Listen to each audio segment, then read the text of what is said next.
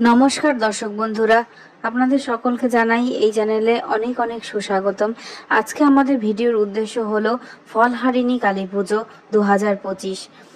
এই পুজো ঠিক এই বছর ঠিক কোন সময় পড়েছে, পূজার প্রধান সময়, পূজার বিশেষতা এবং তার আচার অনুষ্ঠান, কি করতে হবে, কি সেদিন বর্জন করতে হবে, সেই সম্পর্কিত বিস্তারিত আলোচনা থাকবে এই ভিডিওটিতে।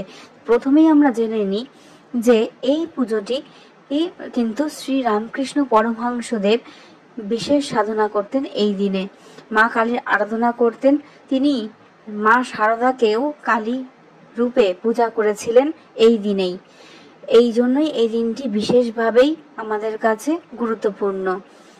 ফলহারিণী কালী পুজো তান্ত্রিক উপাসনা একটি বিশেষ গুরুত্ব বহন করে থাকে।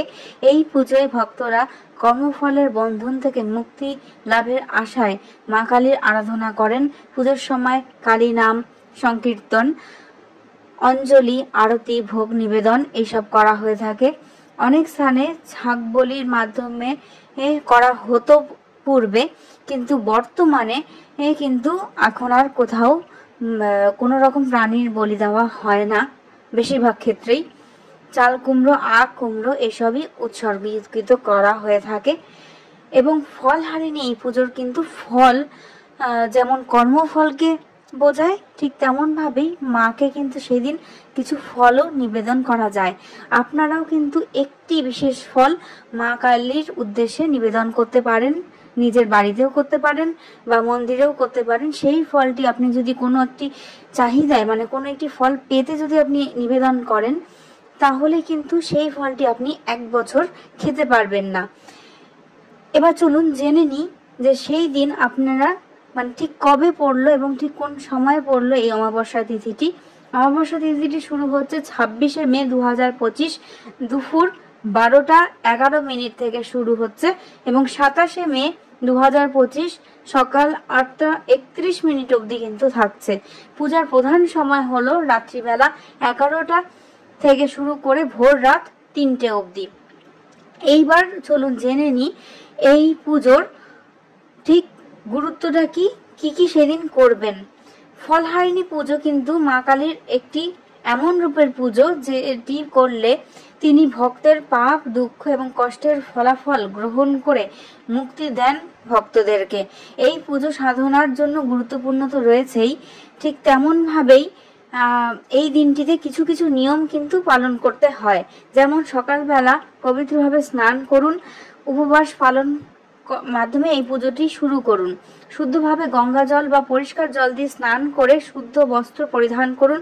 ইচ্ছে থাকলে উপবাস রাখুন বা ফলহার, দুধ, ফলমূল এসব গ্রহণ করতে পারেন। মা কালীর পুজো করুন, মন্দিরেও যেতে পারেন, নিজের বাড়িতেও করতে পারেন। কালীর মূর্তি বা ছবি পেতে তাতে ধূপ, ধুনো, দীপ, চন্দন, ফুল, ফল নিবেদন করুন। চাল কুমড়ো, লাউ, আখ, বেলপাতা, কলা, নারকেল এসব উৎসর্গ করতে পারেন মায়ের উদ্দেশ্যে। কালীর 108 নাম জপ করতে পারেন।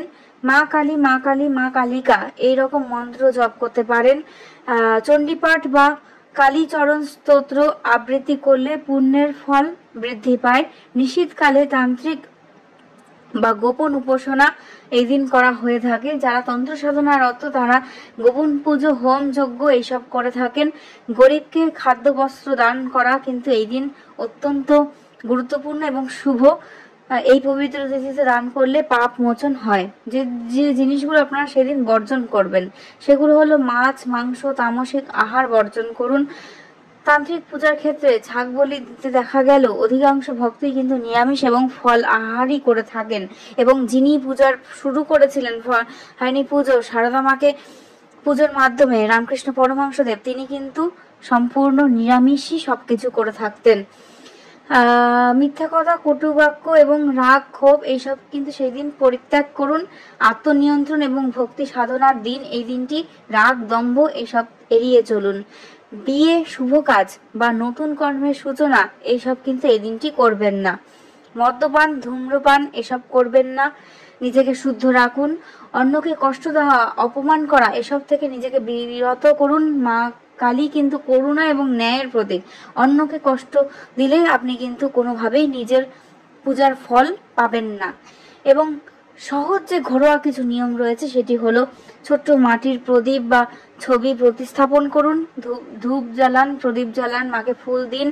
যেরকম ভাবে আপনি 5টা ফল দিতে পারেন, তার মধ্যে একটি ফল আপনি নিজের কিছু যদি ব্যক্তিগত চাহিদা থাকে সেটি চেয়ে আপনি 1 বছরের জন্য সেই ফলটিকে পরিত্যাগ করতে হবে আপনাকে।